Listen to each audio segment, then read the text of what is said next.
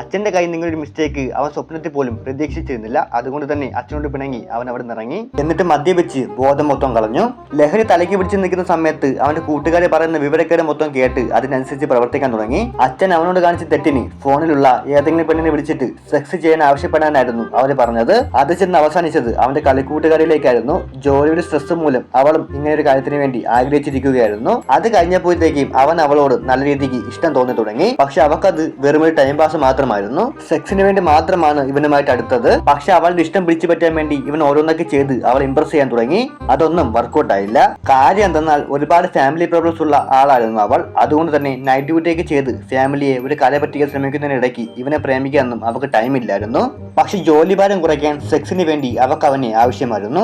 എന്നിട്ടും യാതൊരു പരാതിയുമില്ലാതെ അവക്ക് വേണ്ടി ഓരോ കാര്യങ്ങൾ അവൻ ചെയ്യാൻ തുടങ്ങി. ലാസ്റ്റ് എനിക്ക് നിന്നെ ഒരിക്കലും പ്രേമിക്കാൻ പറ്റില്ല എന്ന് അവന്റെ മുഖത്തടിച്ച രീതിയിൽ പറഞ്ഞു. സങ്കടം വന്ന് അവൻ അവിടെ നിന്ന് ഇറങ്ങിപ്പോയി.